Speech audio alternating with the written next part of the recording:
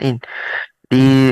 Alhamdulillah, bersyukur kita kepada Allah SWT kerana kita masih lagi diberikan ruang dan peluang untuk bersama-sama berusrah pada malam ini, iaitu daripada kluster sains dan pembangunan mampan Nadul Ilmu Nabim, iaitu usrah Ilmu Nabim. Dan Alhamdulillah kita dah sampai ke siri yang ke-129.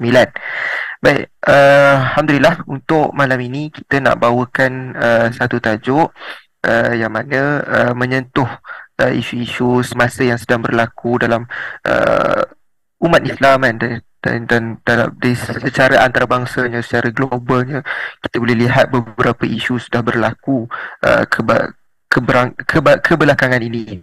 Jadi tajuk pada malam ini ialah sains musuh Allah sudah sedia untuk berjihad. Kalau boleh lihat dalam poster tu ada beberapa lah isu-isu yang kita paparkan di situ. Jadi insyaAllah pada malam ini kita nak bincangkan bersama-sama dengan pembentang kita pada malam ini, iaitu Datuk Profesor Dr. Kamarul Aziz Ibrahim, pengerusi Kluster Sains dan Penggunaan Mampan Nadul Ilmu Nabim. Jadi tanpa melengahkan masa lagi, saya mempersilakan Datuk Profesor untuk membentangkan tajuk kita pada malam ini. Okay, bismillahirrahmanirrahim. Alhamdulillah rabbil alamin wassalatu wassalamu ala asyrafil anbiya'i wal mursalin sahbihi ajma'in. Jadi alhamdulillah, terima kasih Hakim. Ini satu topik yang apa orang kata rancak dibincangkan pada masa inilah, iaitu siapakah dia yang musuh Allah ini. Kerana kita dapati sekarang ni terlampau banyak diperkatakan, cuma dari segi penerangannya masih agak mengelirukan ya, kepada semua orang. Jadi saya rasa adalah elok kita bincangkan ya, dalam kluster sains ini, siapakah dia musuh Allah ni. Kerana untuk menentukan musuh Allah ni, yang sebenarnya kita tak boleh ya memberi berdasarkan kepada pandangan atau fikiran kita saja. Kerana musuh Allah ni telah ditetapkan oleh Allah dalam menggunakan kaedah tersebut di sini. Kerana saya nampak ya, ramai orang memberi takrifan mengikut otak dia sendiri je. Dia rasa itu musuh Allah, dia musuh Allah. Jadi dia kata musuh Allah. Tetapi bila kita rujuk kepada Al-Quran dengan Sunnah, perkara tersebut bukanlah satu perkara yang benar. Jadi inilah dia masalah kita sekarang ni, masyarakat kita ni, masyarakat yang pada pandangan saya lah, mereka tidak membaca. Walaupun ayat yang pertama diturunkan kepada Rasulullah SAW adalah Iqra bismi rabbikal, dia suruh kita baca, ya, baca dengan nama Allah. Jadi maknanya bila kita baca itu, bukannya lepas kita baca kita buat pemikiran kita sendiri, kita choose apa yang kita nak pilih, apa yang tak suka pada kita, kita tak nak ambil, apa yang mana yang suka pada kita, kita akan ambil, dan apa yang orang kata yang tak suka, kita langsung tak nak bincang mengenai perkaranya. Inilah dia masalah sekarang yang kita hadapi, iaitu kita terlampau ya, merasa ego bahawa kita ni manusia adalah orang yang terbaik. Dan inilah dia satu masalah yang kita hadapi pada zaman ini. Jadi saya nak bawa balik ya, supaya bagi those yang merasakan bahawa dia boleh decide siapa dia musuh Allah, supaya bertaubat kepada Allah ya, kerana perkara ini ya, bila kita kaitkan dengan Allah dan kita kaitkan hanya berdasarkan kepada pandangan kita, maka Allah akan tanya kita di akhirat kelak, dan kita kena jawab ya, soalan daripada Allah nanti. Dan saya yakin kalaulah kita menggunakan akal fikiran saja ya, tanpa merujuk kepada Al-Quran dan Sunnah, maka kita tak boleh jawab lah. Kita tak boleh jawab. So orang kata sebelum nyawa sampai ke kerongkong dan sebelum matahari naik di sebelah barat, bagi sesiapa yang masih decide untuk buat siapa dia musuh Allah mengikut fikiran dia, saya saja bertaubatlah kepada Allah ya, kerana pintu taubat masih terbuka. So agak itu sikit lah kali ni ya. Okay. Okey, seterusnya ya, kita nak tengok apa dia tu. Sebelum tu saya just nak introduce lah. Ada beberapa buku saya yang saya telah terbitkan ni berdasarkan kepada apa yang telah saya present selama ini. Dan untuk kali ini ya, saya sengaja menulis satu buku. Tajuknya ialah Musuh Halus ya. Saya tak nak menggunakan tajuk Musuh Allah kerana nanti buku ni nanti kalau orang yang tak berkepentingan dan tidak percaya kepada hari akhirat akan meletakkan buku tu merata-rata dan dikicau dia dan dibuat macam-macam. Jadi saya guna tajuk Musuh Halus. Tetapi apa yang dibincangkan pada malam ini ya, ada dalam buku ini dan dia menerangkan dengan jelas ya, siapakah dia yang musuh Allah tersebut. Dan kita kena check dengan diri kita sama ada kita ini adalah musuh Allah ataupun tidak. Ya, kalaulah secara kita tak sedar kita ini adalah musuh Allah, maka kita naklah bertaubat ya, dengan secepat mungkin ya, sebelum nyawa sampai ke kerongkong dan sebelum matahari timbul di sebelah barat. Okey.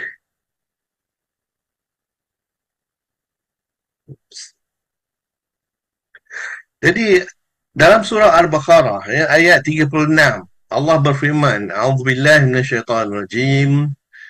فأزلهما الشيطان عنها فأخرجهما مما كانا فيه وقلنا اهبطوا بعضكم لبعض عدو ولكم في الأرض مستقر ومتاع إلى حين.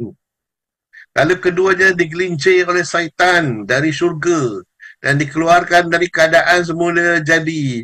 Dan kami berfirman, turunlah kamu sebagian kamu menjadi musuh bagi yang sebagian yang lain. Dan bagi kamu ada tempat kediaman di bumi dan keserangan hidup sampai waktu yang ditentukan. Jadi dalam surah Al-Baqarah ni, awal-awal surah ni ayat 36. Allah telah memberitahu ya bahawa bila manusia ni turun daripada syurga, kerana kita ni berasal pada syurga dan kita hendak balik kepada tempat asal kita iaitu syurga. Dan kalaulah kita nak balik ke tempat asal kita, kita kena pastikan ya bahawa kita mengikut perintah-perintah Allah. Dan Allah memberitahukan bahawa akan ada permusuhan. Permusuhan apa? Adakah Allah maksudkan permusuhan di antara manusia?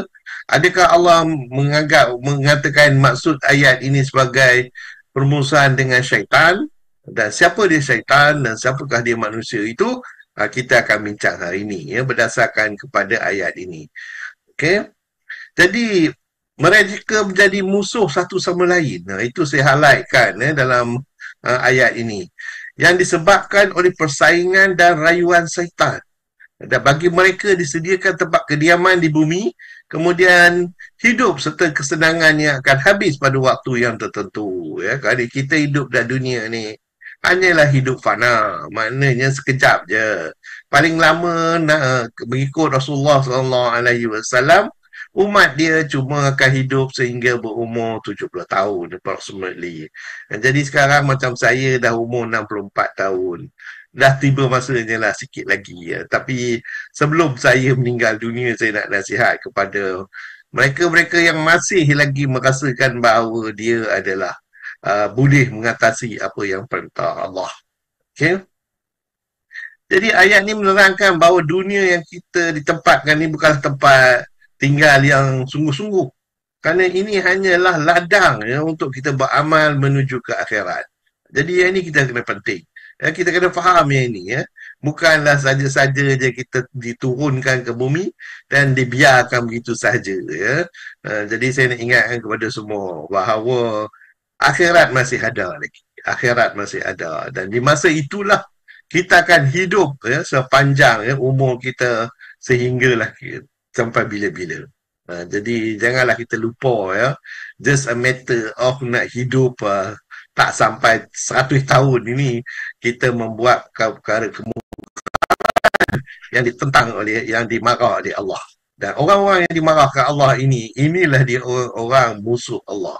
Inilah dia musuh Allah yang sebenarnya. Okey? Jadi kita nak tengok hakikat ini ya, dalam berdasarkan kepada ayat Quran ini ya, bahawa musuh yang jelas bagi kita yang tak ada tolak bandingnya ialah iblis. Siapa dia iblis ni yang sebenarnya? Iblis ni adalah satu daripada golongan jin ya, dia daripada golongan jin. Dan uniknya dalam Al-Quran ni ya, Allah mengguna perkataan syaitan ke untuk perkara-perkara yang menentang perintah Allah. Jadi syaitan itu ialah golongan yang menentang perintah Allah. Jadi dalam hal ini bila Allah kata bahawa manusia bermusuh dengan syaitan, maknanya dia bermusuh dengan sifat-sifat tersebut. Ya, sifat-sifat tersebut. Tetapi malangnya kita dapati ya, dalam surah yang terakhir sekali, ya, dalam surah terakhir sekali, surah An-Nas, ya, Allah telah berfirman bahawa syaitan ni bukan hanya daripada golongan jin, tetapi juga daripada golongan manusia. Oh, jadi manusia pun ada syaitan, ya, yang mempunyai perangai seperti iblis. Maka dia juga adalah dipanggil syaitan. Cuma kalau iblis adalah syaitan jin, tetapi ada juga syaitan manusia, ya, satu manusia. Jadi kita kena faham yang ini, ya, kita kena faham ya, bagaimana Allah menerangkan dalam Al-Quran perkara ini. Dan inilah dia musuh kita. Adakah permusuhan kita hanya dengan syaitan? Tidak.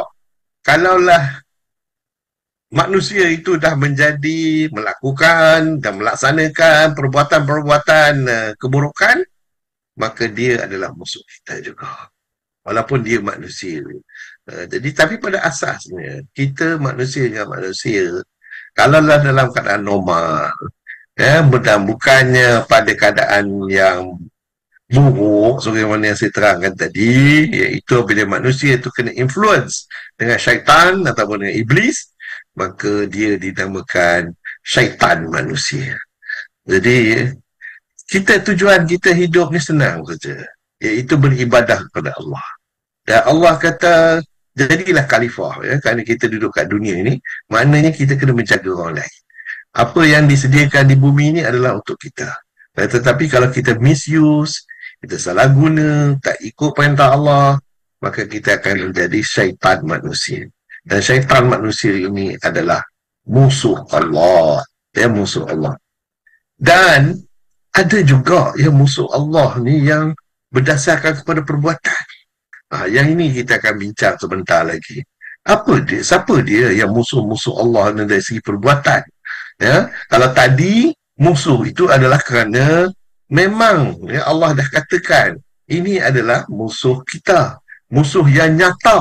Jadi dalam Al-Quran disebut sebagai musuh yang nyata, bukannya musuh yang apa orang kata you kau hidup ke tak. Itu musuh yang nyata. Jadi syaitan adalah musuh yang nyata. Jadi kita kena berhati-hati dalam hal ini. Okey. Jadi saya nak buat ya, kerana kadang-kadang ya kita tak faham ya, persepsi kita mengenai musuh ni kadang-kadang terlampau emosional ya, terlampau emosional. Jadi saya akan berbalik kepada Al-Quran dan Sunnah dan saya akan bahagikan ya bagaimana yang dikatakan musuh-musuh Allah itu, dan juga bila kita katakan musuh Allah berarti musuh kita juga ya, musuh kita ya. Okey. Jadi kalau kita tengok ya dalam Al-Quran ya, kita boleh bagikan ya manusia ni kepada musuh, kita boleh, dan daripada musuh tersebut kita pula bagi kepada jin, dan juga dan jin ini adalah istilahnya adalah setan ya, setan. Dan ianya nama yang famous sekali yang kita tahu daripada Al-Quran ialah iblis ya, iblis. Dan musuh kita juga ialah manusia ya, manusia yang sama juga, sama ada manusia tu kafir, ada juga lah musuh kita. Cuma ada caveat dekat sini ya. Adakah semua orang kafir itu musuh kita? Tidak. Tidak. Nanti saya akan tunjukkan dalam Al-Quran sendiri. Disebutkan dalam surah Mumtahanah bahawa tak semua orang kafir yang menjadi musuh kita. Musuh Allah. Okay, so kita careful on that one. Kerana Rasulullah sendiri pernah bersabda, saya bagi maknanya saja, di Madinah Munawarah, bahawa sesiapa yang mengganggu orang-orang kafir ini yang di bawah pemerintahan Islam masa itu, maka dia berperang dengan Rasulullah sendiri. Jadi kita ingat, jangan dia cakap-cakap je musuh, itu musuh ini, kerana ini satu perkara yang tak patut kita lakukan. Jadi siapa lagi? Orang kafir. Oops, mana dia? Saya punya ni arrow mana hilang. Okey, orang kafir, kita mana yang berperang, yang mengajak kita berperang, maka dia adalah musuh kita dan musuh Allah. Tapi kalau dia tak ajak perang, dia berdamai, dia duduk bawah kita, dia tak mau apa-apa melawan kita, dia mengikut pemerintahan kita, as long as kita bagi apa yang dia perlukan, sama ada dia punya agama ke, dia punya harta ke, dia punya keluarga ke, kita jaga, maka kita tak boleh kacau dia. Dia bukannya musuh, kita bukannya musuh. Yang ini kena jelas. Dan seterusnya ialah orang munafik. Orang munafik ini pun juga adalah dianggap sebagai musuh Allah. Orang musyrikin juga adalah musuh Allah. Dan ulama suk, yang ini bahaya sikit. Banyak orang bersoal, ulama pun ada juga yang musuh Allah. Ada. Ini yang masalah kita sekarang ni. Kerana Rasulullah pernah bersabda bahawa akan tiba satu masa je nanti, ulama-ulama pun dah jadi ulama suk. Iaitu nampak macam mana yang diterangkan dalam Al-Quran. Ni maklumat ni saya ambil dari Al-Quran. Okey, seterusnya. Dalam Al-Quran juga dia sebut bahawa isteri dan anak juga boleh menjadi musuh. Wah, ini orang rapat dengan kita. Bila yang mereka akan boleh menjadi musuh? Yang ini kita akan bincang secara detail nanti. Dan ini diterangkan dalam surah Takabur. Ada diceritakan dalam situ. Saya akan cerita supaya detail nanti lah ini. Kemudian dari segi tadi saya kata ada musuh, ada juga berdasarkan pada perbuatan, berdasarkan pada perbuatan. Sebagai contoh, kalaulah kita menyerang wali-wali Allah, maka mereka juga adalah dianggap sebagai musuh Allah. Siapa dia wali Allah ini? Yang ini kita kena cerita lain pula. Wali Allah ini, kalau kita nak tengokkan, ialah orang-orang yang telah mengetahui bahawa dalam kehidupan mereka, mereka telah mengenal Allah. Jadi bila dia dah kenal Allah, dia tak memerlukan dunia lagi dah. Apa yang dia perlukan ialah Allah akan mencintai dia. Ini cerita sufi pula sikit lagi. Tapi tak apa, memang ada. Adakah wali-wali Allah ni satu benda yang kita reka-reka? Tidak. Dalam Al-Quran disebutkan mengenai perkara ini. Maknanya kita tak boleh bermusuh dengan mereka ini. Macam mana kita nak tahu? Cara yang paling mudah ialah mereka tak minta duit, mereka tak minta harta, mereka tak minta apa pun. Mereka akan hidup dengan sendiri, beribadat kepada Allah dan melaksanakan kerja-kerja kebajikan dan meninggalkan kepada kemungkaran. Itu dia wali-wali Allah. Okey? Dan seterusnya ialah kalaulah sesiapa yang mengganggu mereka ini, maka Allah kata dia akan declare perang, kata mereka. Dan kita sebagai orang mukminin pun akan menganggap bahawa sesiapa yang menyerang orang-orang ini juga kita akan declare perang. Jadi ini disebutkan dalam surah, dalam Al-Quran juga. Ini bukti dia. Dan riba. Riba ni ialah kita buat pinjaman, kemudian kita minta bayaran lebih. Perbuatan ini pun juga orang yang lakukan ini adalah musuh Allah. Jadi sekarang ni terlampau banyak riba. Itu semua musuh Allah tu. Sama ada dia bertanggungjawab dalam menyediakan dokumen, dia menyediakan apa saja ya, kalau mengikut apa yang disebutkan dalam hadis, bahawa dia adalah patut diperang ya, kerana melaksanakan riba. Okey. Dan seterusnya ialah, ini pun disebut dalam ayat Quran ya, dalam surah Al-Baqarah juga, zakat ya, kalaulah tak ada siapa, kalaulah tak ada orang, tak ada ya yang ataupun ada orang yang tak nak bayar zakat. Bila saya cakap zakat ni bukannya zakat fitrah. Zakat fitrah semua orang bayar sekarang ni di Malaysia. Kerana saya pernah menjadi ahli lembaga pengarah, kami tengok dari segi zakat ni, zakat fitrah semua orang bayar. Tapi bila cakap mengenai zakat-zakat lain, ramai yang tak bayar. Orang ini sepatutnya kita perang juga, dan mereka adalah musuh Allah. Macam mana kita tahu bahawa mereka ni musuh Allah? Ya, kerana telah dinyatakan oleh semasa pemerintahan Abu Bakar. Ya, tersilap tekan pula dah. Sorry. Okay. Zakat perang ya, dalam apa orang kata Saidina Abu Bakar telah declare perang ya, sesiapa yang tidak menunaikan zakat. Okay. Jadi telah ada ya, kerana kita boleh mengikut Allah dan Rasul, daripada Al-Quran dan Sunnah, dan juga 4 ya, khalifah yang kemudiannya. Okey.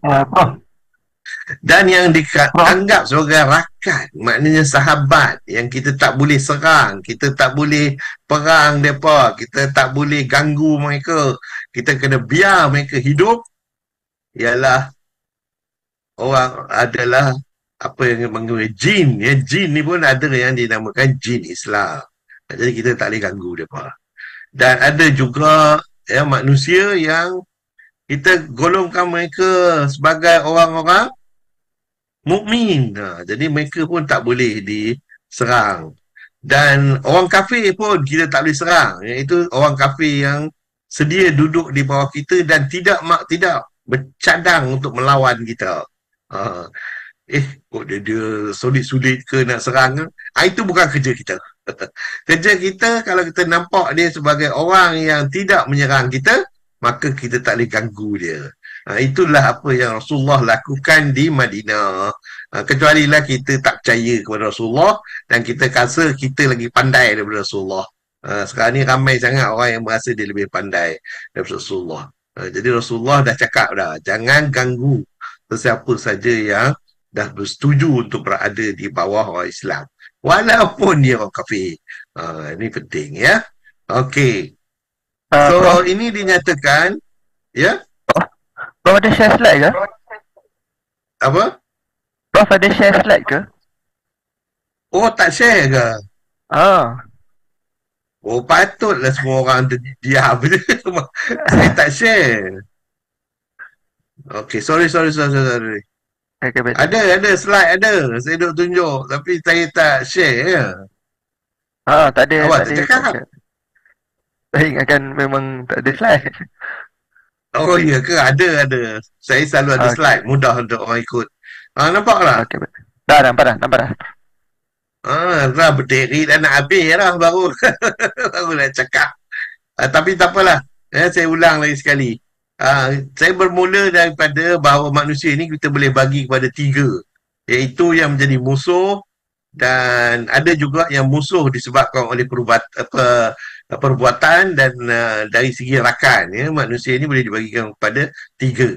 Dan dari segi musuh ada jin, syaitan terutamanya, dan iblis adalah contoh yang selalu disebut dalam Al-Quran. Orang kafir atau yang berperang dengan kita, yang ingin menyerang kita, dia tak nak bagi kita bebas dan melaksanakan hukum-hukum Allah, maka kita boleh perang dia juga. Mereka adalah musuh. Kemudian orang munafik, ini pun juga musuh, tetapi cara kita handle orang munafik ni berbeza sedikit ya. Dan orang musyrikin sama juga ya, ada cara dia tersendiri. Kemudian yang mengejutkan kita semua ialah ulama su ya. Ulama su ni ialah ulama-ulama pun boleh menjadi musuh Allah. Bukan musuh Allah saja, maknanya bila kata musuh Allah tu musuh kita. Nanti kita akan cerita lebih detail. Isteri dan anak pun juga boleh ya menjadi musuh musuh kita. Okey. So ini pun disebut dalam ayat-ayat Quran, dalam ayat Quran. So dari segi perbuatan ialah wali. Kita tak boleh berlawan dengan orang wali. Wali ini ialah orang yang memang kerja dia hanya beribadat kepada Allah, dan mereka ini tak ada akan melakukan kemukaran, dan dia hanya mengikut perintah-perintah Allah sebagai yang ditetapkan dalam Al-Quran dan Sunnah. Jadi orang macam ni kita jangan lawan. Kalaulah kita lawan, maka Allah declare perang terhadap kita. Ini pun disebutkan dalam Al-Quran. Kemudian riba. Riba juga adalah satu perkara yang Allah telah declare perang. Ini disebutkan dalam surah Al-Baqarah. Jadi kalaulah siapa kata riba okey je, kita perang dia. Memang itu Allah suruh kita perang. Tetapi kalau kita tak perang, kita kena tanggung nanti depan Allah. Dan dari segi zakat, siapa yang tak bayar zakat juga, kita kena perang. Bukannya zakat fitrah. Semua zakat. Zakat binatang lah, zakat emas lah, zakat semualah yang dia telah semua ahli fuqaha dah agree. Dan kalau lah dia tak nak bayar, kita kena ikut sebagaimana khalifah yang kedua, iaitu khalifah Abu Bakar. Di mana Khalifah Abu Bakar apabila dia menyerang mereka-mereka yang tidak membayar zakat. Okey, dan dalam sebagai rakan kita ada jin. Jin pun rupanya ada dua jenis. Jin yang berperangai seperti syaitan, itu kita kena perang. Tetapi jin yang berperangai sebagai yang mengikut Islam dan telah decide untuk ambil Islam, maka kita tak boleh perang dia. Dan dari segi manusia pula ada bagi pada dua, iaitu yang mukmin tu kita kena menjadi rakan kita. Begitu juga orang kafir yang boleh kena jadi rakan, terutama orang kafir yang tidak yang tak nak berperang dengan kita, dan mereka sedia berada di bawah kita. Jadi sebagai contoh di Malaysia ni, kita masyarakat majmuk, kita ada orang kafir bawah kita, maka kita kena jaga. Adakah nanti orang kafir ni dia cakap lah dia jangan sangka-sangka, dalam surah Al-Hujarat telah diberitahu, janganlah kita sangka-sangka kerana kita tak tahu. Dan masalah sekarang ni, ramai orang terlampau banyak sangka-sangkaan. Dia minta bukti, adakah bukti mereka ni menentang Islam? Adakah ada bukti mereka ni nak bunuh orang Islam? Adakah bukti bahawa mereka ni? Tak ada. Selalu kena saman. Dan kita dapati orang yang selalu sebut ini adalah musuh Allah. Musuh Allah mereka ni. Tak payah cakap lah. Mereka ni musuh Allah. Bukti tak ada. Okey? Jadi inilah dianya. Carta dia ni. Ini semua saya ambil daripada Al-Quran. Bukannya daripada pandangan saya sendiri. Sebenarnya yang saya katakan. Bila kita bercakap mengenai musuh Allah, kita kena tengok dalam Al-Quran dengan sunnah, adakah betul disebutkan sebagai musuh Allah, dan bukan kerana rekaan-rekaan kita saja. Kerana bila benda ni rekaan-rekaan saja dan kita associate dengan Allah, maka nanti di akhirat Allah akan seksa kita kerana itu. Dan saya harap bagi sesiapa yang lepas dengar ni tengok, dia tersilap, don't worry. Itu taubat masih buka, nyawa masih belum sampai ke kerongkong, dan matahari masih lagi naik di sebelah timur. Jadi maknanya untuk bertaubat masih ada. Lepas itu nanti minta maaf lah, berjumpalah dalam neraka. Jumpa dalam neraka.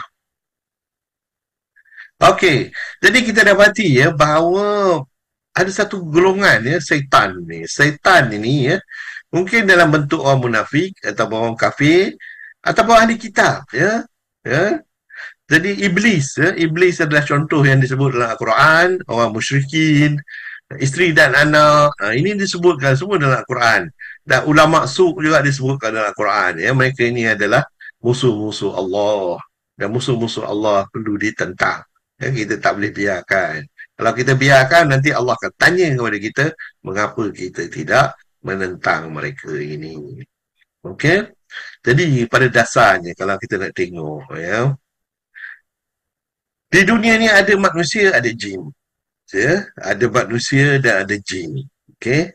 Dan bergantung, kalau manusia ataupun jin itu decide untuk jadi syaitan, istilah syaitan ini dia akan gunakan bagi sebarang perkara yang menentang perintah Allah. Kalau Allah suruh buat macam ni, dia buat macam ni. Kalau Allah suruh dia jangan buat macam tu, dia buat juga. Dia tak peduli. Dia ikut hati dia. Dia rasa dia lah pandai. Dia rasa dia lah dunia ni dia punya. Minta maaf lah. You are in the wrong place. Pergilah cari dunia lain yang you rasa yang you punya. Dan saya ingatkan ya bahawa dunia ini adalah Allah punya. Ya Allah punya. Janganlah nak berfikir bahawa you are better than Allah. Okay?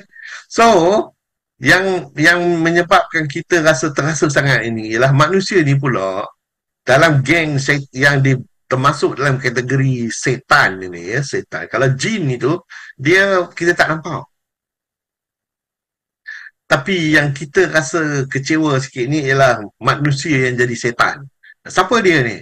Bagi contoh adalah orang kafir. Especially orang kafir yang menentang kita. Kalau orang kafir yang tak menentang kita, dia sanggup hidup bawah kita, dia sanggup orang kata menjaga family dia, tengok kita menjaga family dia, menjaga harta dia, menjaga kedudukan dia dan lain-lain, dan dia tak ada menyerang kita, maka dia bukan dalam golongan ini. Yang kedua ialah sama juga dengan orang musyrikin, maka kalaulah dia tidak menentang kita, maka kita kena jaga dia. Begitu juga orang munafik. Orang munafik ni pula Allah tak declare perang. Walaupun Allah kata dia akan declare perang, cuma dia tak declare perang. Mengapa orang munafik ni kita tak boleh declare perang? Ada orang munafik ni depan kita dan depan orang ramai dia mengatakan dia orang Islam. Tetapi di belakang kita dia mengata dia bukan Islam. Jadi kita dapati ya, Rasulullah sendiri pun bila ditanya mengapa tak serang orang munafik ni, Rasulullah kata dia tak nak dikenali sebagai orang yang menyerang saudara-saudara dia. Kerana orang munafik ni hidup bersama dengan kita. Dia mengaku dia orang Islam. Jadi kita seakan-akan rasa mereka adalah saudara-saudara kita. Tetapi mereka adalah pengkhianat kepada agama sebenarnya. Dan ahli kitab pun sama juga. Ya. Ada ahli kitab yang menentang kita, ada ahli kitab yang telah bertukar menjadi orang Islam, maka kita akan bantu mereka. Tapi yang tidak, maka kita tengok. Kalau dia melawan kita, dia menentang kita, cuba merosakkan kita, maka kita kena perang. Dan ulama sub, saya sebutkan tadi. Ya. Jadi ini ada 5 golongan manusia yang decide mengambil topeng setan ini, mengambil topeng setan, dan mereka inilah yang menjadi apa yang kita gelar sebagai musuh-musuh Allah dan juga musuh-musuh kita, yang perlu kita laku sesuatu terhadap mereka ini. Dan anak isteri hari ini terkejut juga anak isteri pun sama kena je. Okey, jadi kita dapati kalaulah nak cakap sebenarnya tiada permusuhan yang abadi kecuali iblis dan anak cucunya syaitan dan manusia Jadi kita kena ingat ini mula dia ciptaan Nabi Adam alaihissalam semasa Nabi Adam dan Hawa memakan buah terlarang dan mereka terus mohon taubat. Ini dia bagusnya tok nenek kita ni Adam alaihissalam dan Hawa, mereka membuat kesalahan, iaitu memakan buah yang Allah kata tak boleh makan. Tetapi mereka bukannya jenis macam orang, macam syaitan Syaitan bila dia suruhkan dia sujud kepada Adam, perlu diingatkan bagi kawan-kawan kita semua, Allah suruh dia sujud sekali je. Allah suruh iblis sujud kepada Adam sekali saja. Itu pun sujud penghormatan, bukan sujud itu. Just imagine bagi kita orang-orang yang mengaku Islam yang tak sujud untuk solat. Solat subuh tadi, solat isyak baru-baru ni, solat-solat lain dia tak buat lagi pun. Rasanya tak Allah bambu daripada di akhirat besok.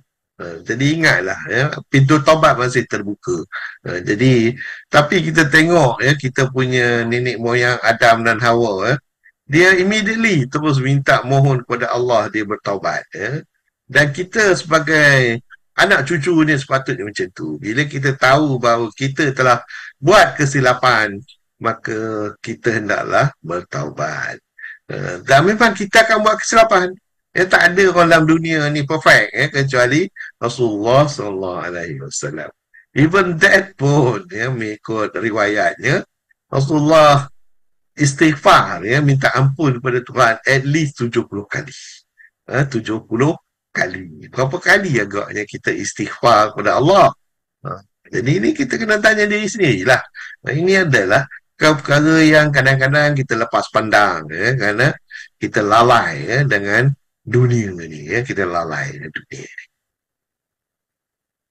Jadi Adam dan Iblis diperintahkan turun ke bumi, dan perlu kita ingat bila Allah suruh Adam dengan Iblis turun ke bumi dari syurga, Adam dengan Iblis ni masa-masa di syurga, Adam boleh nampak Iblis, dia boleh bercakap dengan Iblis. Tetapi apabila diturunkan ke bumi, kita dapati beberapa perkara penting berlaku. Pertama, Adam dan keturunannya telah dipisah daripada Iblis dan keturunannya ke dimensi berlainan di dunia. Dalam surah Al-A'raf ayat 27, Adam tak boleh nampak dah Iblis dah. Iblis dah masuk ke dalam satu dimensi lain yang dia boleh nampak Adam dan juga keturunannya, tetapi Adam tak boleh nampak Iblis dan jin. Itu dia perjanjian Allah telah buat apabila kita diturunkan daripada syurga ke bumi. Dan perkara di mana Iblis dan keturunannya boleh melihat. Dan bukan itu saja. Iblis dan keturunannya boleh melihat dan menjelma dalam dimensi Adam dan keturunannya. Dia boleh nak buat rupa. Yang dia tak boleh buat rupa hanyalah rupa Rasulullah sallallahu alaihi wasallam. Jadi kalau kita jumpa Nabi Muhammad sallallahu alaihi wasallam, maka itu betul. Itulah dianya. Kadang sama ada dalam mimpi ke, kadang-kadang kita terjumpa kat tempat lain pun, maka kalaulah dia mengaku bahawa dia adalah Nabi Muhammad sallallahu alaihi wasallam, maka itu betul. Jadi Iblis ni hanya dia tak boleh kopi Rasulullah. Hanya Rasulullah je dia tak boleh kopi.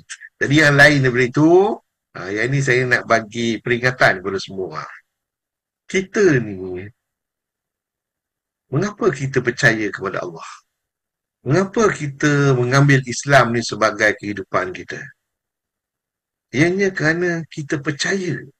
Kerana kita yakin dengan penuh keyakinan bahawa Islam itu adalah jalan yang betul.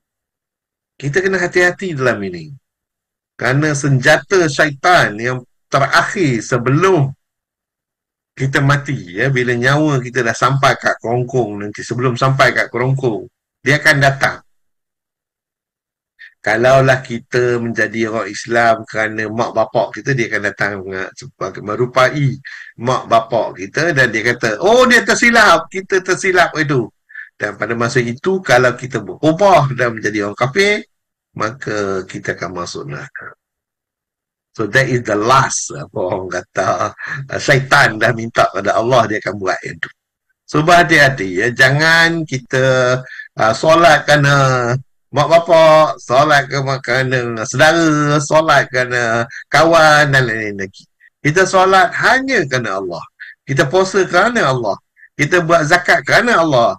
Dan bukannya yang lain. Kerana Allah tak boleh menyerupai Allah. Okay?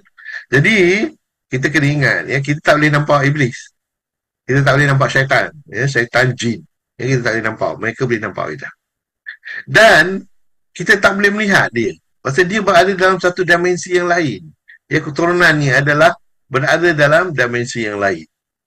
Dan musuh syaitan jin ini hanya boleh menimbulkan was-was saja. Yang ini pun kita kena faham, bahawa syaitan jin ini, dia tak boleh kacau kita. Dia tak boleh kacau kita selain daripada masuk ke dalam kolbu kita dan buat was-was, berasa satu yang was-was. Maknanya kita tak pasti, betul ke ni nak buat ni ke, tak buat ke. Kalau kita rasa macam tu, Allah ajar kita, simple saja. Bacalah a'udzubillahi minasyaitonirrajim. Dan memang betul. Ini pengalaman saya sendiri, kalau saya rasa dia ada gangguan, maka saya akan sebut je ayat tu, maka syaitan tu akan lari. Jadi syaitan ni dia hanya boleh buat itu je. Kalau dia buat lebih daripada itu, maka kita boleh berdoa kepada Allah untuk melaknatkan dia. Kerana dia tak boleh kacau selain daripada create was-was saja. Tapi siapa ada syaitan yang boleh kacau? Iaitu syaitan manusia. Syaitan manusia memang boleh bertindak secara fizikal. Yang ini kita kena faham. Jadi that's why bila bulan puasa dikatakan semua syaitan-syaitan diikat, syaitan yang diikat itu adalah jin-jin. Tetapi syaitan manusia masih ada. Jadi mereka akan buat gangguan. Akan buat gangguan. Jadi ketiga ialah keturunan Adam telah diberi bantuan dengan para rasul, nabi-nabi dan kitab. Walaupun kita tak nampak syaitan jin ini, tetapi Allah telah memberikan kita bantuan dengan rasul-rasul, nabi-nabi dan juga kitab. Macam mana untuk menghadapi mereka. Jadi yang penting ni adalah kita mengenal Allah. Bila kita kenal Allah, jadi lebih mudahlah untuk kita melawan perasaan kerana syaitan jin ni hanya boleh bagi perasaan saja, dia tak boleh bagi lebih. Okey, itu adalah apa yang dibenarkan oleh Allah. Kalau dia buat lebih, kita boleh mengadu kepada Allah dan Allah akan buat tindakan se-immediate yang perlu. Okey. Jadi kebolehan syaitan ni kalau nak tengokkan ini berdasarkan pada Al-Quran adalah lemah. Dia hanya bagi was-was saja. Dia tak boleh bagi lebih. That's why bila dia dah create that was-was, kita kena baca A'udzubillahi minasyaitonirrajim. Dan oleh kerana itu jugalah kerana dia hanya akan create was-was di yaumul kiamah nanti memang jin syaitan ni akan kata aku tak buat apa-apa pun. Aku cuma bagi was-was saja. Tapi yang buatnya siapa? Kamu sendirilah. That's why kamu masuk neraka. Sama dengan aku. Jadi aku tak paksa pun. Aku tak ambil pistol tembak atas kepala je pun. Tapi kamu decide untuk buat, maka masuklah neraka sama-sama. Jadi kita perlu hati-hatilah dalam hal ini. Semuanya di tangan kita sebenarnya. Dan untuk kita melawan ini, kita perlu ada ilmu. Kalau kita tak ada ilmu, maka kita akan digoda oleh syaitan. Okey. Jadi musuh atas sikap ini, syaitan ini yang kita ketahui, orang kafir, dia mudah menggantung kepada dia menentang kita tidak. Orang musyrik dalam Mumtahanah. Allah berfirman ayat 8. Allah tidak melarang kamu untuk berbuat baik dan berlaku adil terhadap orang-orang yang tiada memerangimu kerana agama dan tidak pula mengusir kamu dari negerimu. Sesungguhnya Allah menyukai orang yang berlaku adil. So jadi siapa yang mengatakan orang kafir di Malaysia ni adalah musuh Allah, then dia tak baca lah Al-Quran ni. So taubatlah, janganlah sebut yang itu lagi. Kerana dalam surah Mumtahanah ni Allah telah kata tak perlu, kita kena berbaik-baik dengan mereka kalau mereka berbaik-baik dengan kita. Begitu juga dengan orang musyrik, orang munafik. Jadi kita akan berlaku adil dan berbuat baik pada semuanya, walaupun mereka berbeza agama atau keyakinan. Dan ulama ni pula, mereka ni sebenarnya tugas dia ialah mengajar, mempelajari, memahami apa semua. Dan mereka ni boleh jadikan tetapi kita dapati ulama juga boleh menjadi musuh Islam. Mereka menyalahguna kuasa, ilmu yang dia ada itu telah dirosakkan, kerana mereka lebih, bila mereka memberi pandangan, dia akan memberi pandangan berdasarkan kepada politik, berdasarkan masalah peribadi, masalah kepentingan kelompok, bukannya apa yang Allah telah tetapkan. Jadi ini adalah musuh Allah juga, iaitu mereka decide untuk lebih pandai daripada Allah. Okey, dan penyebaran pemahaman yang salah, dia bagi pemahaman yang tak betul, bukan yang disebutkan dalam Al-Quran dengan Sunnah. Dia create sendiri-sendiri hukum-hukum dan buat penafsiran yang sesat. Jadi mereka ini juga adalah musuh Allah. Dan dia korupsi dan menipu, dia ambil duit, kemudian dia akan beri fatwa-fatwa ataupun pandangan-pandangan yang bersesuaian dengan orang yang beri duit. Mereka ini juga adalah musuh Allah.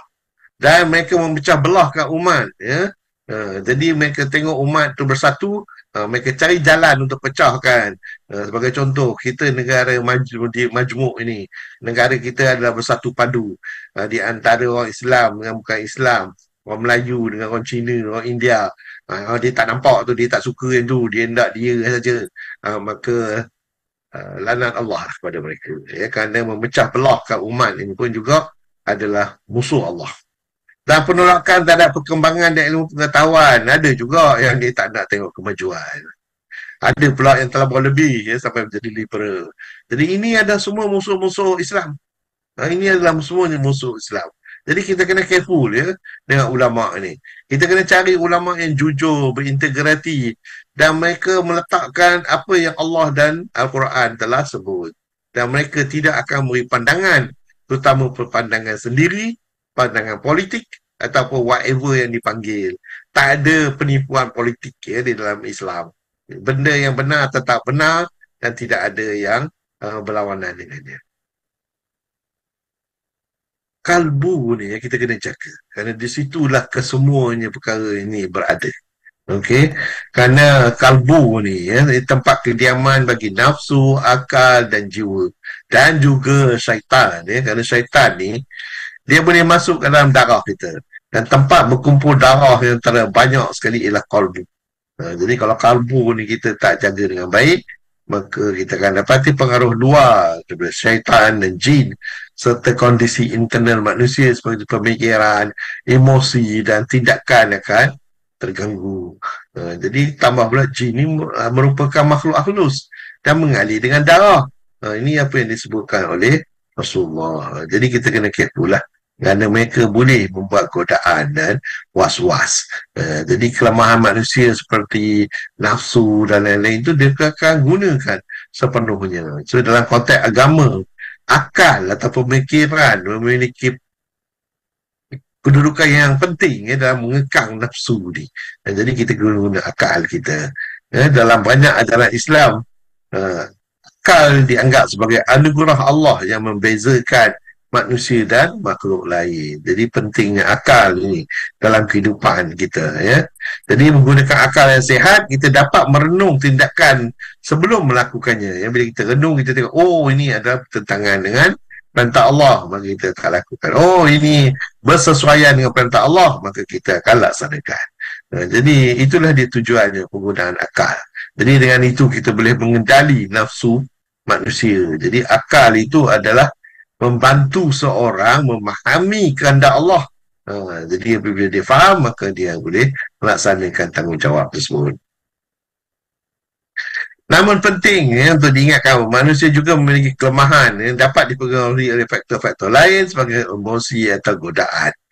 Jadi kita kena ada ilmu, pertajamkan akal dengan ilmu, pengamalan spiritual dan menjaga keseimbangan antara akal, hati dan tindakan yang baik. Jadi peranan akal mengekang nafsu bisa berbeza-beza bagi setiap individu. Dan dia memerlukan latihan dan pengendalian diri yang berlanjutan. Barulah kita boleh mengatasi masalah syaitan ini. Okey, ada 7 tahap nafsu. Nafsu ni sebenarnya ada 7 tahap. Ini dinyatakan dalam Al-Quran. Pertama ialah nafsu amarah. Maknanya nafsu cenderung kepada keinginan dunia dan hawa nafsu yang tidak dikenali. Jadi kemudian kita naik lagi satu tahap apabila kita berjaya melawan keinginan duniawi dan hawa nafsu, maka kita akan masuk ke dalam nafsu lawamah. Dalam nafsu lawamah ni kita akan sedar akan kesalahan dan dosa-dosa kita. Jadi nampak dah improve dah. Nafsu tu boleh kita train dengan dia, boleh ajar dia. Tetapi kalaulah kita malang ni, sistem pendidikan kita tak ada sistem ni tahu macam mana hilang daripada pendidikan kita. Sepatutnya ada nafsu kita kena ajar kanak-kanak kita daripada kecil lagi untuk mengatasi nafsu amarah, kemudian menjadi nafsu lawamah. Lepas itu dia mesti sedarkan kesalahan dan dosanya, kemudian dia jadi kepada nafsu mulhimah, di mana dia sedar tentang dosa dan dorongan untuk menjauh diri dari godaan yang merosakkan, macam mana dia nak jaga diri dia. Yang keempat, nafsul mutmainnah, iaitu di mana jiwa dia tenang, Sekarang ni kita dapati anak-anak muda kita tak tenang. Mengapa mereka tak tenang? Kerana mereka masih ada nafsu amarah, masih nafsu lawamah, masih mulhimah. Mengapa mereka ada masih lagi dengan nafsu-nafsu ini? Kerana sistem pendidikan kita tidak mengajar anak-anak kita untuk mengatasi kesemua nafsu ini. Harap ustaz-ustaz kita ajar. Ustaz-ustaz kita satu kos saja. Tak cukup. Dia mestilah satu usaha yang bersepadu. Dan saya harap Menteri orang kata pendidikan reconsider, saya ada bagi cadangan kepada Menteri Pendidikan untuk melihat perkara ini dan train anak-anak kita yang kecil untuk melawan nafsu amarah, terus menjadi nafsu lawamah, mulhimah dan mutmainnah. Baru dia tenang. Jadi kalaulah by the time umur dia untuk wanita 9 tahun atau untuk lelaki umur dia dalam 12 tahun dia tenang, maka dia boleh menghadapi kehidupan ini dengan lebih stabil. Tetapi sekarang ni kita dapati mereka semua kucak kacir kerana kita memegang kepada apa yang diajar oleh Bloom. Bloom ni dia mengajar bukannya tujuan untuk menjadi seorang Islam. Dia nak mengajar kita supaya menentang Allah. Okey, jadi lepas itu barulah kita masuk nafsu radiyah, nafsu mardiyah, nafsu kamilah. Jadi ini step-step ni perlu dilalui oleh semua orang. Jadi kalau tak ada training, maka dia hanyut. Jadi janganlah kita nak bising-bising kata pasal apa anak-anak muda kita ni tak ada hala. Kerana mereka masih lagi nafsu amarah. Mereka bukannya nafsu mulhimah yang tenang. Kita kena jadikan anak-anak kita, anak-anak muda kita, nafsu yang tenang. Mereka tenang menghadapi segala-galanya. That's why yang kita dapati Rasulullah punya training pun kita tengok. Ya, Ali karamallahu wajhah. Dia dari muda Allah Ta'ala tu. By the time dia umur 12, dia dah ada nafsu mulhimah ni. Kenapa kita tak nak buat dalam sistem kita? Kita ada sistem pendidikan yang supposed to be very good. But very good hanya pada akal saja dan tidak dalam pengawalan nafsu. Jadi ini perlu diperbaiki ya. Dan kita perlu lakukan dengan segera. Kalau kita tak lakukan sampai bila pun kita akan dapati anak muda kita bergelora ya, dengan nafsu ni. Okey. Jadi kita kena ingat yang mulia ni adalah apa yang ditetapkan oleh Allah. Kerana Allah kata dia akan tengok pada hati. Ya? Dia bukan tengok pada perbuatan. Sesungguhnya Allah tidak melihat rupa dan harta kamu, tapi melihat hati dan perbuatanmu. Okey? Jadi inilah dia satu hadis yang terkenal dan kita perlu ya berjaga-jaga ya dalam kehidupan kita ini. Ini cerita mengenai ada hati. Macam mana dia nak jaga dia punya hati dia dan semuanya. Pernah ada seorang bertanya kepada dia. Dia kata nak ambil wuduk pun dia ada dua level. Dia wuduk lahir, maknanya bila dia bersih anggota dengan menggunakan air. Manakala wuduk batin juga, dia mencuci hati dia sambil buat wuduk. Macam mana dengan cara penyelesaian, menyesali diri, kemudian dan seterusnya lah apa yang dilakukan. Boleh baca dalam buku saya lah, saya tak nak go into detail ini. Ini agak detail lah. Ya, macam mana kita nak ambil wuduk saja. Ya, kemudian dari segi mencuci kalbu kita, macam mana tauhid menjadikan membersih jiwa kita. Ini disebutkan dalam Al-Quran juga, wuduk kita ya, membersihkan jiwa kita. Solat kita juga membersihkan jiwa kita. Zakat membersihkan jiwa kita juga. Sesungguhnya isteri dan anak harta hanyalah ujian untukmu. Ini kita sebut dalam surah At-Takabur. Macam mana pula isteri, anak dan harta? Kerana dia akan mengganggu. Kalaulah kita dapati mereka tidak menggalakkan kepada pendekatan atau mencari Allah, maka mereka adalah musuh. Mereka adalah musuh juga. Jadi kita kena hati-hatilah. Jangan heranlah kalau ini berlaku. Okey? Dan dalam hal ini ya, kita perlu melihat ya, pemilihan suami dan isteri ya, pada masa depan. Ya. Kita tak nak ya, anak cucu kita nanti akan hanyut ya, dan menjadi musuh kepada Allah. Jadi siapakah ulama jahat ini? Ulama sub ni yang dikatakan ya, Rasulullah nyatakan ada dua golongan manusia. Kalau dua golongan ni baik, maka baiklah semua manusia. Kalau dua golongan ni jahat, maka jahatlah manusia. Iaitu para ulama dan pemimpin. Perhatikan, dia sebut para ulama dulu. Kerana ulama itu boleh membantu memperbaiki pemimpin. Kalau ulama tu teruk, maka akhirnya yang lain tu akan teruk. Dan kita dapati perkara ni memanglah berlaku sekarang ni. Kerana apa yang kita dapati ialah ulama sudah cintakan dunia. Kalau pada zaman Rasulullah, pada zaman sahabat, apa semua ulama, dia tak nak dunia. Tak pernah kita tengok ya ulama tu dia nak bayaran dulu ya sebagai contoh.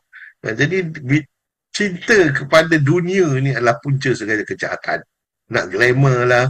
Dan glamour mereka tidak lagi global kerana dia belajar sistem pelajaran yang kita ada sekarang ni. Dan sistem pelajaran yang diajar oleh barat ni dia tak complete. Yang dia ambil stompuk ni, satu silo sini.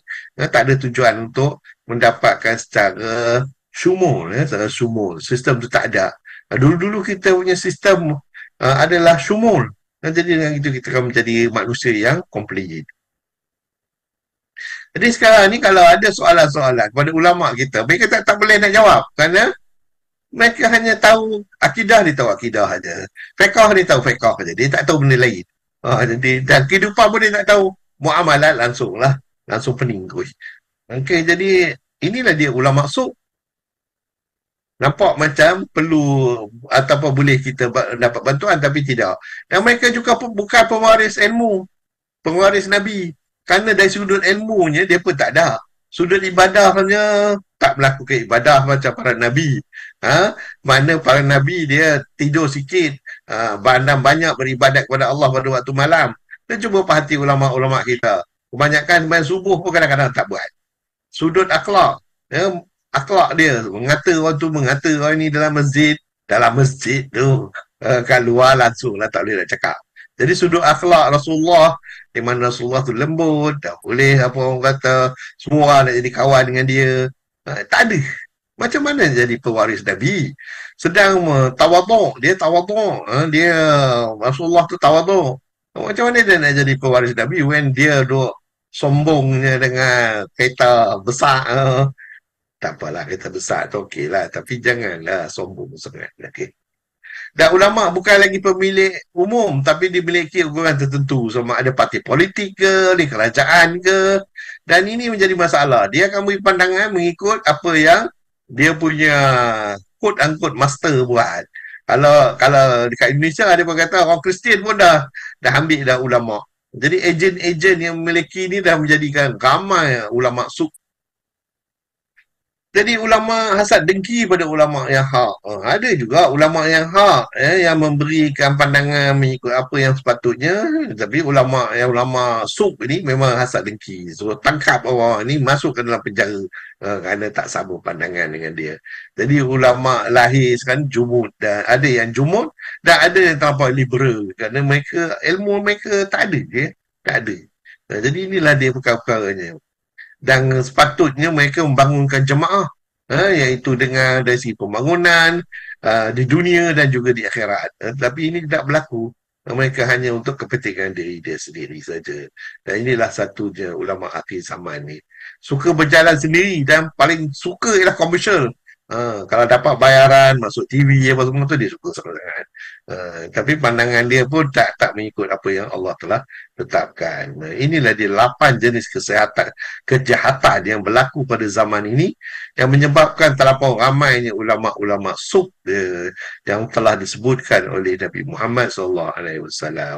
Rasulullah SAW bersabda, sesungguhnya paling aku takuti ialah umatku yang syirik, bukan kerana menyembah berhala, tapi kerana mereka menjadikan ulama-ulama dan rahib-rahib mereka sebagai sembahan selain Allah. Allah cakap macam ni, dia cakap macam lain. Berlawanan kan? Ini dalam Sahih Tabrani. Jadi kita kena faham ya. Musuh yang selalu kita cakap ialah musuh dalam perang. Tapi ada juga musuh dalam konteks keimanan, musuh dalam konteks ideologi dan ekstremisme, musuh dalam konteks pembenci agama dan juga musuh-musuh lain. So musuh ni bukan satu kategori saja, ada banyak kategori. Jadi kita perlu berhati-hati dalam hal ini. Mengapa mereka bermusuh? Basically ketidaktahuan atau miskonsepsi yang mereka salah faham. Islamofobia, konflik politik kerana politik berbeza, ekstremisme dan terorisme, perbezaan ideologi dan keyakinan. Dan ini semua memang bukanlah pandangan majoriti. tetapi kena berjaga-jaga ya, untuk menghindar prasangka dan praduga yang negatif. Dan cara terbaik untuk menghadapi musuh ini ialah kita membuat pendidikan dan kesedaran. Dialog komunikasi tanggungjawab pemimpin agama ialah untuk berdialog dan dengan baik. Memberi kesedaran internasional, bukan saja lokal tapi internasional. Membangunkan perkongsian dan kerjasama. Inilah dianya. Bijaksana, sabar dan berdasarkan kepada nilai-nilai Islam. Pesan Rasulullah ketika menghadapi musuh. Jangan kita mengharap untuk berjumpa dengan musuh. Kerana ini adalah satu perbuatan yang Rasulullah telah larang kita. Jadi apa yang dia mohon ialah, dia minta kita ialah mohonlah kesejahteraan kepada Allah. Kerana dengan kita mohon itu, maka dengan musuh pun nanti kita akan berbaik-baik dan kita dapat menunjukkan jalan yang betul. Hindarkan sekarang bentuk kebencian pesan. Maknanya jangan kita membenci-benci ya. Kerana kita ni manusia. Kita ni semuanya adalah hamba Allah. Ya, tak ada siapa lebih, tak ada siapa yang kurang. Jadi kalau kita insist on benci-membenci, maka tak ada ke mana-mana lah. Maka pengurusan itu akan berkekalan. So bersabar dalam menghadapi musuh. Kerana ini penting ya. Kesabaran itu. Dan musuh yang dihadapi tersebut kadang-kadang memiliki kekuatan dan kelengkapan. Jadi kita kena jaga-jaga dalam hal ini. Okey, tolonglah orang zalim dan orang yang dizalimi. Rasulullah, kami dapat mengerti mengapa menolong orang-orang yang dizalimi. Bagaimana menolong orang yang buat zalim? Maka Nabi SAW berkata, hendaklah kamu mencegah dan melarang dia buat zalim. Sesungguhnya demikian itu menolongnya. Ini daripada Sahih Bukhari. Dan untuk menjaga jati diri, kita kenali nilai dan keyakinan diri kita. Tetap setia pada diri sendiri. Jadilah autentik, iaitu yang orang yang sebenar. Jaga batasan, berpegang pada prinsip-prinsip kita, hargai diri sendiri. Jadi ini adalah akan dapat membantu kita untuk menjaga jati diri. So, kalau ikut Rasulullah, cara macam mana nak jaga jati diri ialah kita merawat keluarga, kita jaga keluarga kita, kita disiplin anak-anak kita, menjaga kehormatan peribadi, hidup sebagai orang asing ataupun pelintas, ya, hindari penindasan dan kekikiran, kedekut. Dan ini 5 ni kalau kita boleh laksanakan, maka kita akan dapat menjaga jati diri, ya, mengikut hadis Rasulullah. So akhirnya ini dia buku tadi, dan ini musuh halus ini, apa yang saya dah bentangkan dengan laju juga tadi. Detail dia semua ada dalam buku ini, dan siapa yang berminat boleh hantar, boleh bayar, harga dia RM30. Ini CIMB saya, dan bukti pembayaran pada nombor ini, dan saya akan hantar ya melalui pos nanti. So minggu depan insyaAllah kita akan bincang mengenai sains sara hidup pilihanku, my option, yang untuk orang muda lah, special untuk orang muda minggu depan. Wabillahi taufiq wal hidayah. Assalamualaikum warahmatullahi wabarakatuh. Waalaikumsalam warahmatullahi wabarakatuh. Baik, Alhamdulillah, terima kasih diucapkan kepada Datuk Profesor atas pembentangannya sebentar tadi. Alhamdulillah kita pun dah jelas sekarang ni siapa yang sepatutnya kita labelkannya sebagai musuh Allah. Bukannya senang-senang kita menunding jari kan. Ini juga terkait jugalah dengan budaya, beberapa budaya yang berleluasa dalam masyarakat kita, antaranya budaya takfiri kan. Kita mudah-mudah untuk mengkafirkan orang, mudah-mudah untuk menyesatkan orang. Yalah, musuh Allah itu ada, dan musuh Allah itu jelas. Allah dah terangkan dalam Al-Quran, dan Rasulullah pun dah terangkan juga dalam sunnahnya. Perlu diingatkan juga, kita kena bersedia untuk berhadapan dengan mereka, untuk kita menentang mereka jika mereka menentang kita. Tapi itulah peringatan dia punya mafhum mukhalafah ada tu, ialah kita janganlah mudah-mudah untuk melabelkan orang sebagai musuh Allah lah kan. Kalau kita menghebah-hebahkan, oh ini musuh Allah, ini musuh Allah, kita kena perang, tanpa kita selidik pun apakah ciri-ciri musuh Allah itu sebenarnya.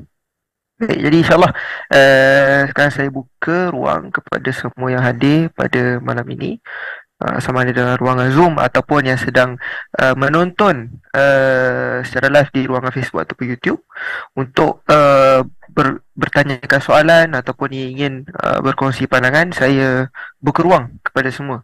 Silakan.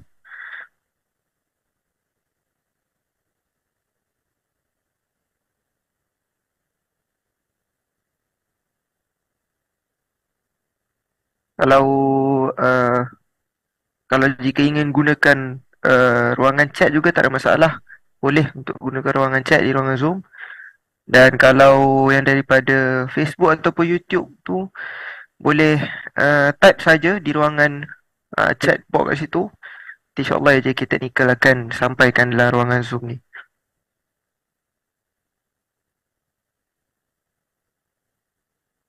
Silakan.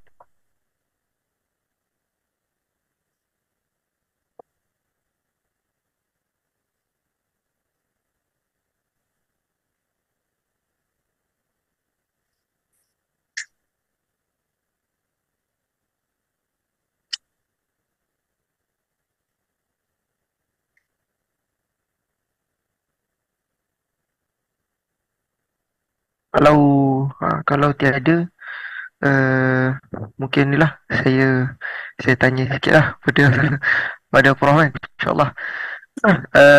Bila kita apa bernilai juga bila kita bicara tentang musuh-musuh Allah ini, uh, yelah kita akan banyak uh, banyak benda-benda yang kita akan kurang jelas. Terutamanya di akhir zaman ni kan, Rasulullah akan cakap yang baik akan nampak buruk, yang buruk akan nampak baik. Kadang-kadang kita terkeliru yang mana satu yang sepatutnya kita declare sebagai musuh Allah ni kan. Nak lagi bila kita berbicara tentang ulama su' ni kan, ulama yang uh, yalah, ulama yang akhirat dan juga ulama yang itulah saya pun tak berani nak sebut dalam perkataan tu kan. Cumanya itulah juga apakah yang, kalau dari sudut pengisian percakapan itu sendirilah, kalau boleh Prof berikan sedikit kan, dari sudut percakapan dia tu sendiri, apa yang yang boleh macam bagi hint lah kan, yang ulama ni kita sepatut orang yang seperti itu yang mungkin dia ulama ni bila kita takrifkan ulama ialah orang yang alim, orang yang ada kemahiran, ada ilmu. Tapi dari sudut bagaimana dia baik ataupun buruk itu ialah dari sudut akhlak lah kot. Saya anggap ni dari sudut bagaimana akhlak dan iltizam dia terhadap menyampaikan sunnah amanah dia kan. Jadi macam mana tu kita nak detect based on his words and sayings tu. Macam tu. Mungkin kita tak nak tuduh dia sebagai ulama sok, tapi mungkin ada dia punya bau-bau dia tu. Macam mana Prof? Itu soalan 1 juta tu, Hakim. Memang susah nak jawab ini. Dalam Al-Quran, actually dia ada bagi beberapa kriteria yang agak unik. Iaitu kita lihat bahawa semua para Nabi tak pernah minta upah. Kita dapati semua Nabi, kalau kita baca dalam surah, saya lupa surah mana, ada 10 dia ulang-ulang perkara ni, iaitu mereka tidak mereka tidak meminta sebarang upah di atas usaha mereka. Jadi ini adalah kriteria nombor 1. Bagi saya, seorang ulama, dia tak boleh minta upah sebenarnya. Once dia minta upah, maka kita akan dapati orang tu dah kata bergantung kepada di mana dia dapat upah. Kalaulah dia ahli politik, dia akan memberi pandangan mengikut orang politik yang upah tadi. Kalaulah dia kerja kerajaan, dia akan ikut pandangan kerajaan. Jadi saya sendiri sebagai individu, untuk jaga keselamatan saya, selalunya kalau saya tengok ucapan-ucapan itu dah melewing sikit, saya akan tanya dia, you dapat upah ke bagi ceramah kat masjid ni? Oh, dapat RM1,000. Dan saya tak dengar dah. Saya dengar, tapi saya berhati-hati. Kerana dalam Al-Quran dah jelas bahawa para Nabi tak pernah minta upah. Jadi daripada situ kita dapati bahawa orang yang nak membagi mesej yang jelas, biasanya mereka hanya minta upah daripada Allah. Jadi bila kita kata minta upah daripada Allah ni, pandangan dia adalah pandangan daripada Allah. Bukannya pandangan individu, bukannya pandangan apa orang kata dia punya kerajaan dia ataupun politik. Jadi bila jelas yang tu maka saya lebih mudah lah. Masalah kita sekarang ni di Malaysia ni, ini pandangan saya, ini personal. Saya sendiri tak apa suka ya parti politik ini menggunakan nama Islam. Saya personally. Because ada salah guna. Ada kemungkinan untuk salah guna. Kalau lah persatuan pun saya sendiri tak berapa setuju nak bubuh situ perkataan Islam. Because bila you start to perkataan Islam tu, tendensi untuk you salah guna memang tinggi. Memang tinggi. Jadi saya haraplah, tak tahulah. Memang kalau lah kerajaan Malaysia sekarang ni nak decide, okay, semua parti politik kena buang.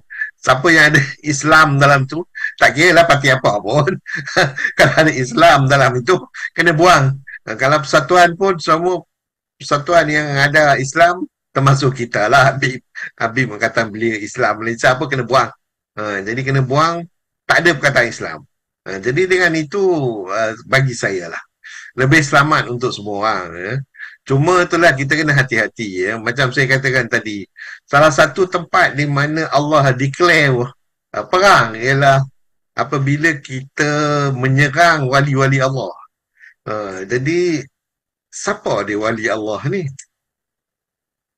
Kalau mengikut Al-Quran, ayat yang saya sebutkan itu, wali Allah ni yang sebenarnya hanya dia dan Allah saja yang tahu. Orang lain tak tahu. Kalau ada orang tiba dia kata kat you depan you, saya wali Allah, memang betul je bukan. tak payah tanya lagi dah. Kalau orang lain yang kata, dia tu wali Allah, itu tak tahu. Itu saya tak pasti. Tetapi kalau orang yang datang depan saya dia kata saya wali Allah, saya tak percaya. Because wali Allah ni kalau mengikut Al-Quran dengan Sunnah, dia hanya dia yang tahu dengan Allah. Dan dia ada some sort perjanjian bahawa apabila dia tahu, dia takkan cerita. Once dia cerita, wali itu kan cancel tak? Cancel. Kerana wali Allah ni, dia mendapat apa orang kata support daripada Allah beyond yang kita boleh imagine. Kita boleh imagine. Dia akan nampak rahsia-rahsia yang kita tak nampak. Dia boleh memahami kita tanpa dia kalau bersembang dengan kita pun dia tahu apa yang kita tengah fikirkan. Ini capability ataupun ilmu-ilmu yang kita tak boleh dapat dia melalui belajar ke ataupun itu pemberian Allah pada dia. Orang kata firasat lah kalau kita orang Malaysia ni dia kata tengok dia ada firasat dia. Jadi nak dapat firasat pun satu perkara kerana Allah ada sebut selain daripada perkataan firasat ada disebut furqan ayat dalam Al-Quran Allah kata mintalah supaya boleh dapat membezakan di antara baik dan buruk. Itu adalah istilah furqan. Furqan. Dan itu memang kita minta doa lah pada Tuhan.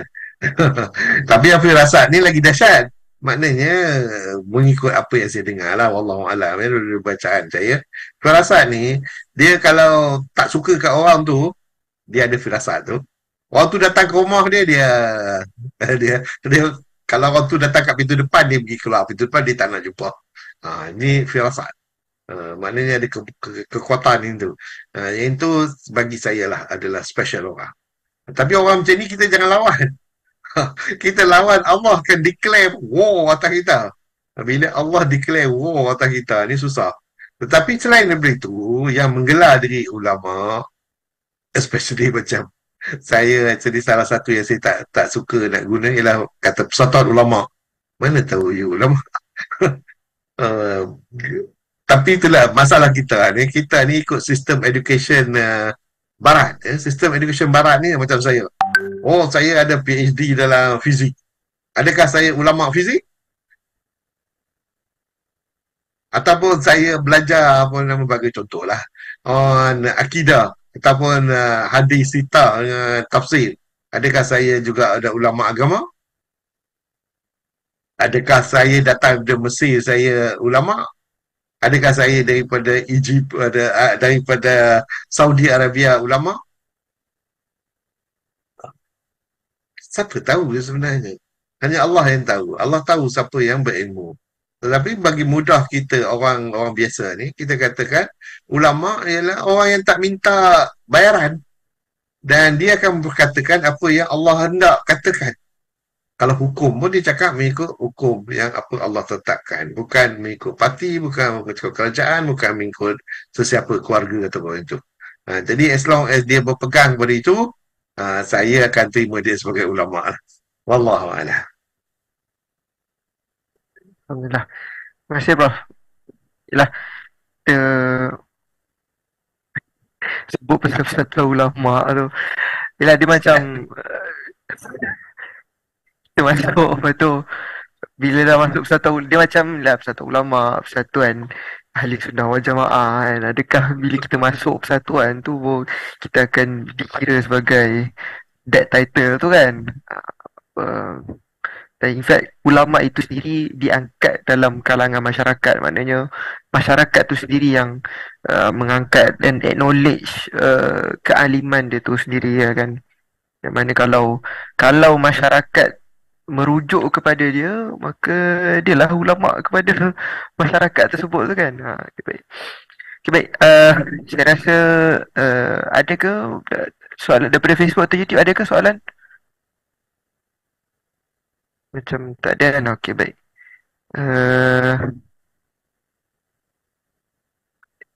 saya rasa mungkin tiada lah kot soalan untuk malam ni lagi. Jadi insyaAllah sesi kita boleh tangguh dulu usrah kita pada malam ini. Terima kasih saya ucapkan kepada semua yang hadir pada malam ini, yang menonton di ruangan Facebook ataupun YouTube Wak TV. InsyaAllah kita akan bertemu lagi pada minggu hadapan, iaitu dengan tajuk apa tadi, sains apa tadi saya ingat ekonomi Sara hidup. sara hidup lah, sara Ya. hidup sara hidup Ah, sains sara hidup pilihan kan. InsyaAllah kita jumpa pada minggu hadapan. Saya mewakili daripada kluster sains dan pengguna mampan Nadwa Ilman Habib ingin minta ampun, minta maaf jika ada salah dan silap sepanjang usrah ini berlangsung. InsyaAllah kita tangguh usrah kita pada malam ini dengan tasbih kafarah wa suratul as. Subhanakallah.